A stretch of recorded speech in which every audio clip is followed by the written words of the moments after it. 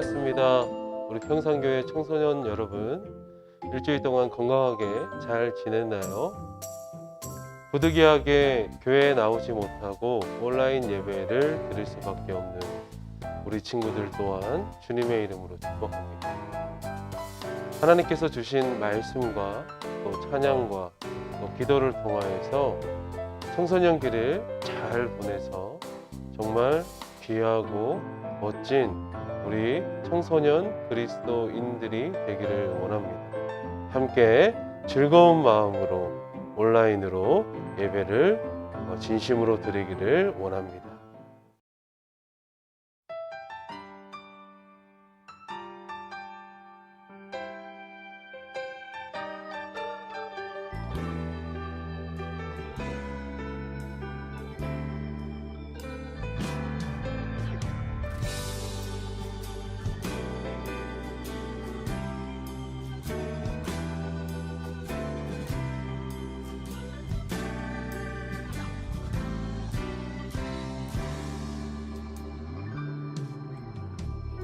예수를 만난 자 새로이 눈 뜨고 예수를 아는 자 그 말씀 들으리 예수를 따르는 자 어느 곳에 있어도 주의 은혜를 담대히 선포하리라.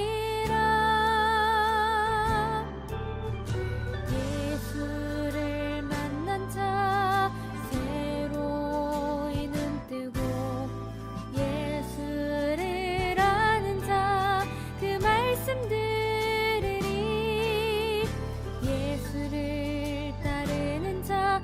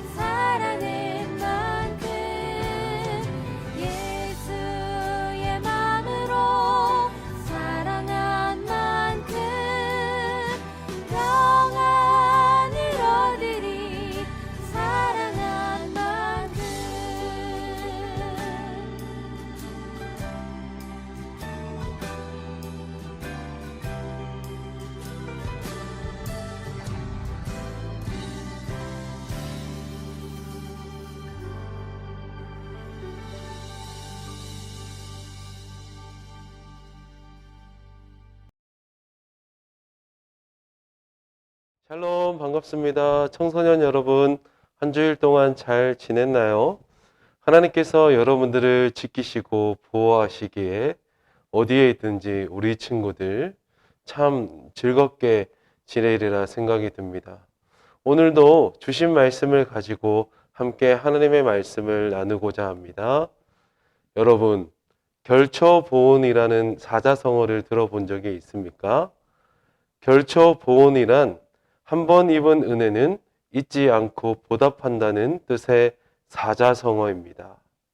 이 사자성어는 중국 역사 중 가장 혼란스럽고 전쟁이 잦았던 춘추 전국 시대 때 죽어서도 은혜를 잊지 않고 풀을 묶어 적을 무찌를 수 있도록 은혜를 갚은 이야기에서 생겨난 말입니다. 정말 감사한 일은 잊지 않고 갚아야 한다는 교훈을 전할 때 주로 사용하는 것이죠. 오늘 본문에서 하나님은 환난을 만나서 근심과 걱정에 휩싸인 야곱에게 나타나셔서 응답해 주시고 은혜를 베풀어 주셨습니다. 야곱은 하나님께 받은 은혜에 어떻게 반응했을까요? 그리고 우리는 환난 날에 응답하신 하나님의 은혜에 어떻게 보답할 수 있을까요? 오늘 말씀을 통해 함께 생각해 보겠습니다. 야곱의 두 아들 시므온과 레위가 있습니다. 그들이 세겜에서 강간을 당하고 돌아온 여동생 디나의 복수를 준비합니다. 그들은 비겁한 속임수를 사용해서 세겜 족속을 죽이고 그들의 모든 가축과 재산 그리고 자녀와 아내들까지 빼앗았습니다. 이로 인해서 야곱은 굉장히 불안했습니다. 왜냐하면 주변 가나안 민족에 복수가 있을 것이라 생각을 했기 때문이죠. 그래서 자신의 집이 모두 죽임을 당하지 않을까 두려운 마음에 사로잡히게 됩니다. 하나님은 환난 가운데서 있는 이 야곱을 외면하지 않으셨습니다. 그리고 말씀해 주셨습니다. 일어나 베들로 가서 거기에 거주하고 제단을 쌓아라라고 그렇게 말씀해 주셨던 것이죠. 하나님의 말씀을 들은 야곱은 자신의 가족들과 또 그와 함께한 모든 사람에게 이렇게 말합니다. 너희 중에 있는 이방 신상들을 버리고 자신을 정결하게 하고 너희들의 의복을 바꾸어 입으라고 명령했습니다. 이방 신상들과 귀고리들을 세겜 근처 상수리 나무에 묶고 베델에 도착한 야곱은 제단을 쌓고 그곳을 엘 베델이라고 불렀습니다. 엘 베델이라는 말은 무엇입니까? 베델의 하나님이라는 뜻을 가지고 있습니다. 베델은 어떤 장소였습니까? 야곱이 형 에서를 피해서 바단 아람으로 도피하던 중에 하나님을 만났던 곳을 기념한 곳이었죠. 하나님은 그곳에서 다시는 야곱을 야곱이라 부르지 않고 이스라엘이라고 부르시겠다고 약속하시면서 복과 은혜를 부어주셨던 바로 그 장소입니다. 야곱은 말씀을 기억했습니다. 생육하고 번성하라 한 백성과 백성의 총회가 내게서 나오고 왕들이 내 허리에서 나오리라. 그리고 아브라함과 이삭에게 준 땅을 내게도 주고 내 후손에게도 그 땅을 주리라 라고 이렇게 약속하셨던 그 말씀을 기억해 냈습니다. 야곱은 불안한 심리 가운데 자신의 아들들이 잘못된 일들로 인하여서 죽음의 위협에 사로잡힌 때 그 소문이 온 지역에 다 퍼져서 하나님의 약속이 이루어지지 않을 것이라고 걱정을 하던 때에 바로 베델에서 만났던 하나님을 야곱은 기억했던 것입니다. 하나님은 환난을 만나 근심과 걱정, 불안 가운데 살아가는 야곱에게 바로 외면하지 않으시고 기도에 응답하시는 분이십니다. 마찬가지로 환난을 만난 우리에게도 근심과 걱정, 불안함이 많을 줄 압니다. 사람이 어려움을 당할 때 그 본래의 모습이 나온다 하죠. 그 본래의 모습은 너무나 약하디 약한 인간의 모습일 수밖에 없을 것입니다. 세겜 지역과 주변 사람들이 야곱의 아들들이 저지른 만행에 대해 알게 되는 것은 시간 문제였죠. 그들은 곧 군대를 이끌고 야곱과 그의 아들들을 치러 올 것이고, 수적으로 열세인 야곱과 그 가족들은 당연히 그들의 상대가 되지 못했습니다. 바로 그때 하나님께서 야곱을 찾아오셔서 베델로 올라가라고 이렇게 말씀하셨습니다. 불안함 가운데서, 근심과 걱정 가운데서 있는 야곱이 이렇게 저렇게 어떤 방법을 제시해 주었던 하나님이 아니라, 네가 정말 하나님을 만났던 장소를 기억하고 그곳으로 올라가 기도하라고 이렇게 말씀하십니다. 마찬가지로 우리도 만난 그 환난 날이 분명히 있을 텐데, 그 환난 날에 응답하시는 하나님께 기도할 줄 아는 청소년이 필요합니다. 그리고 그 기도를 하면 하나님께서는 분명히 우리의 기도를 들으시고 응답해 주실 것입니다. 우리가 잘 아는 다윗 왕도 이 사실을 잘 알고 있던 사람입니다. 그는 자신의 목숨을 노리는 대적자들에게 도망칠 때 하나님께 이렇게 기도했죠. 나의 환난 날에 내가 주께 부르짖으리니 주께서 내게 응답하시리이다. 우리의 힘으로 이겨낼 수 없는 환난과 고통을 만날 때 결코 외면하지 않으시고 우리 기도에 응답하실 하나님을 믿고 의지하면 됩니다. 환난 날에 응답하신 하나님을 예배할 줄 아는 것, 그것이 모든 두려움과 불안함을 떨쳐버릴 수 있는 진정한 모습입니다. 하나님께서 야곱에게 베들로 돌아가 제단을 쌓으라고 말씀하신 이유는 무엇보다 아들들의 일로 인해서 세겜 사람들이 그의 가족에게 보복할 것을 불안해하는, 야곱에게 결코 해를 당하지 않을 것이라는 그런 확신을 주기 위해서입니다. 베델은 하나님의 집이라는 뜻을 가지고 있습니다. 야곱이 처음 형 에서를 피해서 도망갈 때 만난 하나님께 제단을 쌓던 곳이기도 합니다.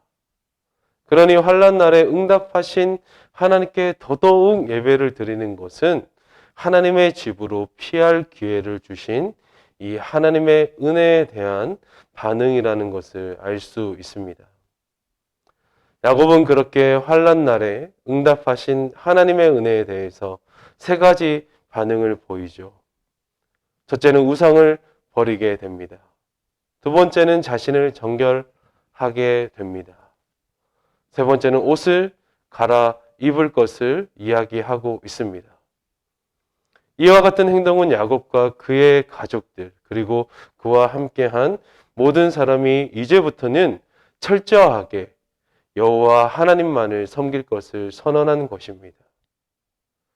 우리도 마찬가지로 우리의 삶에서 하나님만을 섬길 것을 선언하는 것, 그 용기 있는 믿음을 가진 자, 바로 우리 평산교회 청소년들이 되기를 원합니다. 아브라함과 이삭에게 약속하신 그 복을 야곱에게도 약속해 주셨던 것처럼 우리도 믿는 자로서 그 유업을 함께 이어나가는 자로서 우리에게 약속의 은혜를 주신 하나님이 계시기 때문에 바로 하나님만을 더욱 섬길 것을 선언하게 된다면 용기가 생기겠죠. 믿음이 생깁니다. 이처럼 여러분도 우리를 두려움에 떨게 하는 그런 마음들이 있고 상황들이 있을 것입니다. 우리의 삶 속에 그러한 마음을 들게 하는 우상과 정결하지 않은 모습을 가지고 있지는 않습니까? 그러한 것들을 하나님께 드림으로 말미암아 제거를 하여서 정말 정결한 모습으로 내 삶에 우상은 더 이상 없어 라고 이렇게 말하며 하나님의 복과 은혜를 받을 준비를 하기를 원합니다. 오늘 야곱의 이야기를 통해서 깨달은 말씀을 간단히 정리하면 환난 날에 응답하신 하나님을 잊지 않아야 한다는 것, 그 잊지 않게 하기 위해서 오늘 오늘 야곱의 이야기를 통해서 깨달은 말씀은 이것입니다. 환난 날에 응답하신 하나님을 잊지 말고 예배해야 한다는 것입니다. 우리가 예배를 드리는 이유가 무엇입니까? 죄로 죽을 수밖에 없는 우리이기 때문에, 죄로 인해서 환난과 고통 가운데 있을 수밖에 없는 우리를 구원하시기 위해서 독생자 예수 그리스도를 보내신 하나님의 은혜에 여러분들이 바로 반응하게 되는 것이죠. 야곱이 하나님께로부터 받은 은혜를 기억하고 다시금 하나님께로 나아가는 그런 모습을 통해서 우리 청소년들도 하나님께로부터 받은 은혜를 기억하고 하나님을 더욱더 믿고 신뢰하고 예배하는 그런 청소년들이 된다면 바로 하나님의 은혜를 그 믿음으로 가슴속에 잘 새기며 살아가는 청소년이 되는 것입니다. 하나님의 은혜를 놓치지 말고 기억하며 살아가기를 원합니다. 여러분들이 감사하는 그런 청소년들이 되어서 청소년기에 누리는 모든 것들이 다 하나님께로부터 은혜로 얻어진 것을 인정하고 감사하는 청소년들이 되기를 원합니다. 그럴 때 바로 하나님께서 더더욱 여러분들이 세상의 소망이 되도록 이끄시는 것을 볼 수 있겠습니다. 우리 청소년들이 하나님께 정말 귀하게 쓰임 받기를 원합니다. 하나님이 책임져 주시는 인생이 참 어떻게 가꾸어질지 참 기대가 됩니다. 하나님 도와주시기를 원합니다. 함께 기도하겠습니다. 하나님 아버지 감사합니다. 주님의 말씀과 약속이 있기 때문에 바로 놀라운 삶이 펼쳐지리라 믿습니다. 우리에게 닥쳐오는 환난 속에 어려움과 불안함과 근심들이 다 하나님을 바라봄을 통하여서 사라지게 하시고 하나님을 믿음을 통하여서 모든 것들이 제거될 수 있도록 주님 도와주옵소서. 다만 우리의 삶 속에 하나님 앞에서 온전치 못한 모습들이 있지는 않은지 돌아보기를 원합니다. 내 삶에 하나님보다 우상을 삼았던 것, 내 삶에 정결하지 못한 모습으로 하나님을 기쁘게 하지 못했던 그런 생활들이 있다면 바꿔주시고 하나님께서 인정하시는, 하나님께서 도우실 만한 그런 인생들이 될 수 있도록 주님 도와주옵소서. 감사드리며 살아계신 예수님의 이름으로 기도드립니다. 아멘.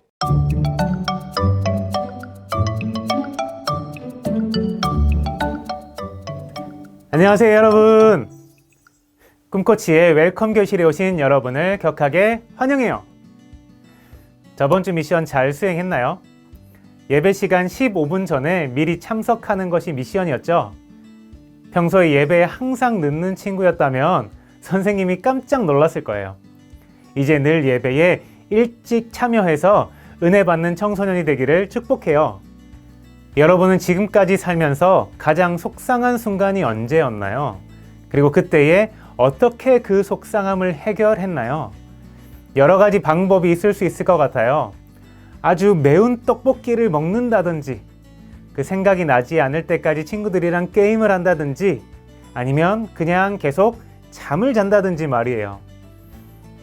오늘 본문에서 야곱은 인생에서 가장 큰 위기를 만나요. 야곱의 딸 디나가 강간을 당했어요.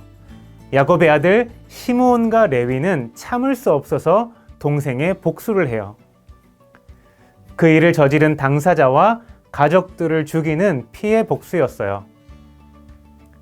이 일로 인해서 야곱의 집안 전체가 몰락할 수도 있는 아주 위기의 상황이었어요. 이러한 위기의 상황에서 하나님은 야곱에게 나타나서 베델로 올라가라고 말씀하세요. 그리고 거기서 제단을 쌓으라고 명령하세요. 베델은 하나님이 야곱을 처음 만나 주셨던 곳이에요. 그곳에 다시 가서 하나님을 예배하라 이렇게 명령하신 거예요. 예배의 회복이 곧 삶의 회복이에요. 오늘의 미션입니다. 여러분 큐티책이나 노트 혹은 주보에 여러분이 예배 때 들은 말씀을 글이나 그림으로 그려주세요. 그리고 그것을 사진 찍어서 그날 교회에 나오지 못한 친구에게 보내주세요. 그게 이번 주 미션입니다. 꿈꽃이의 웰컴 교실, 오늘은 여기까지입니다. 다음 주도 기대해 주세요. 안녕.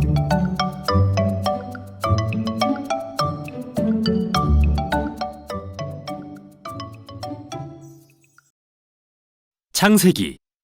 우리는 첫 번째 비디오에서 1장부터 11장에 담긴 성경의 기본 줄거리를 보았습니다. 하나님은 만물을 창조하시고 자신의 형상대로 인간을 만들어 세상을 다스리게 하셨지만 인간은 죄와 반역을 선택하고 세상을 폭력과 죽음으로 물들이며 결국 바벨탑을 쌓다 흩어지죠. 하나님은 과연 세상을 어떻게 구속하시려는 걸까요? 궁금해지는데요. 바벨탑 사건 이후 창세기의 저자는 한 사람의 족보를 따라가기 시작합니다. 아브람, 후에 아브라함으로 알려질 사람이죠. 12장 서두에서 하나님은 아브라함에게 한 약속을 하시는데 이로써 완전히 새로운 이야기가 펼쳐집니다. 하나님은 아브라함에게 고향을 떠나 언젠가 그의 소유가 될 가나안으로 가라고 하십니다. 그 땅에서 큰 민족을 이루고 이름이 창대케 되며 복을 받을 거라는 약속과 함께요. 이 약속은 다시 창세기 앞부분과 연결되는데요. 바벨은 오만하게도 자신들의 이름을 드러내려 했지만 결국 뜻대로 되지 않았죠. 그런데 자비의 하나님은 별 볼 일 없는 아브라함을 불러 이름을 창대케 하겠다 하십니다. 아브라함에게 주시는 이 복은 하나님이 맨 처음 인류에게 주셨던 복을 떠올리게 하는데요. 왜 하나님은 아브라함과 그의 자손에게 복을 주시는 걸까요? 그분의 약속 맨 마지막에 답이 있습니다. 땅의 모든 족속이 너로 말미암아 복을 얻을 것이라. 이게 성경에 남은 모든 이야기를 이해하는 열쇠입니다. 하나님은 아브라함의 자손을 통해 반역한 인류를 구원하고 복을 베풀기로 계획하신 거죠. 이게 구약의 모든 이야기가 이 자손, 즉 이스라엘 민족에게 집중된 이유입니다. 또한 이스라엘이 후에 시내산에서 제사장 나라로 불리게 되는 이유이기도 하죠. 하나님은 이들을 통해 다른 민족들에게 자신이 어떤 분인지 보여주고 싶으신 겁니다. 성경에서 선지자들과 시편 저자들이 선포하듯이 열방을 공의와 평화로 다스릴 이스라엘의 메시아 왕이 마침내 이 약속을 성취하실 것입니다. 아직까진 이런 내용이 명확히 드러나지 않지만 계속 읽으면서 약속이 어떻게 전개되는지 보도록 하죠.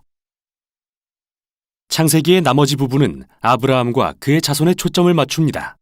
아브라함, 이삭, 야곱, 그리고 그의 12아들 순으로요. 이들 각 세대의 이야기는 동일한 두 주제를 갖는데요. 먼저 아브라함의 자손은 모든 세대가 실패를 되풀이합니다. 계속해서 나쁜 결정을 하여 삶을 망치고 하나님의 약속을 위기에 빠뜨리죠. 그러나 변함없이 신실하신 하나님은 반복되는 실패에도 불구하고 그들을 구해주십니다. 그들을 통해 열방이 복을 얻을 거라는 약속도 다시 확인해 주시고요. 아브라함의 이야기입니다.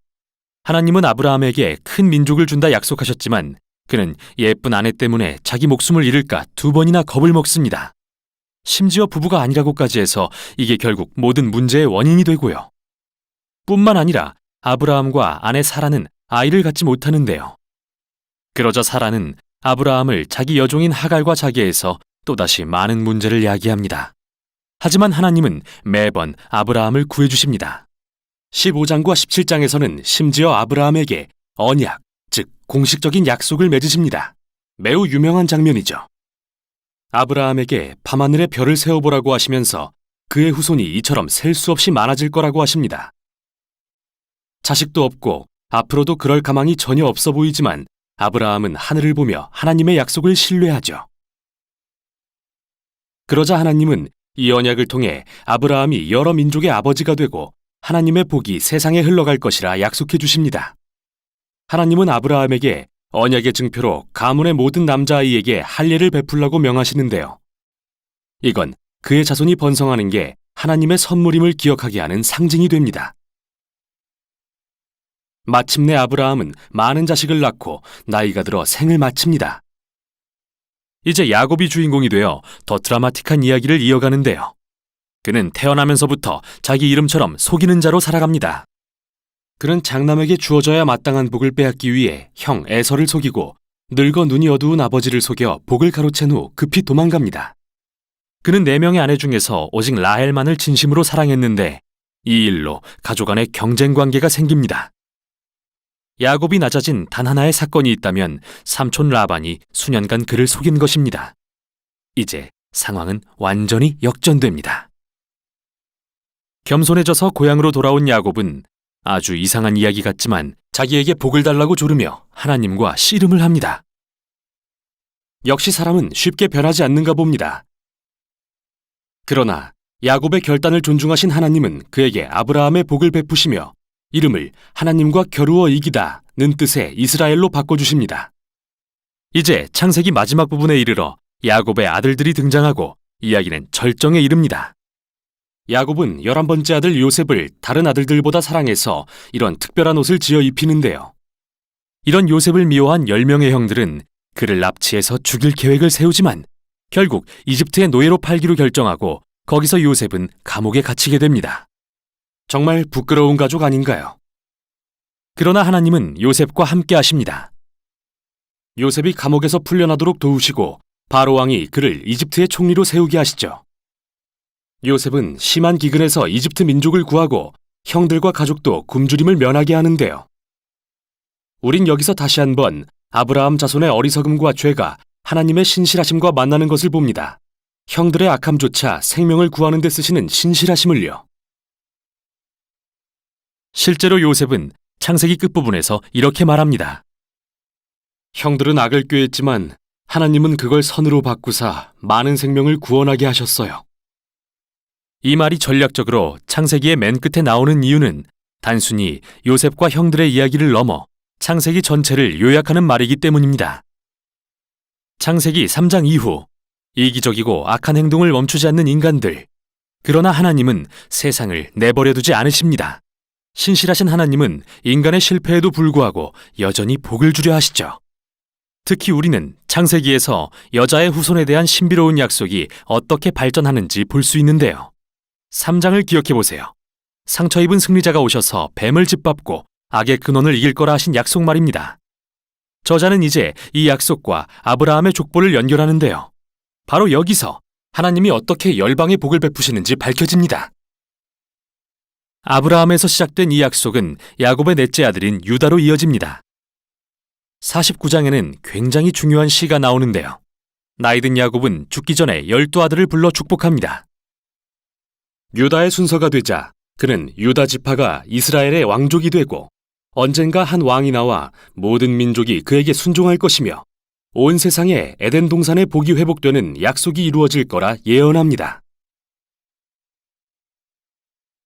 이제 야곱이 죽고 후에 요셉도 죽습니다. 남은 가족들은 여전히 이집트에 거주하고요.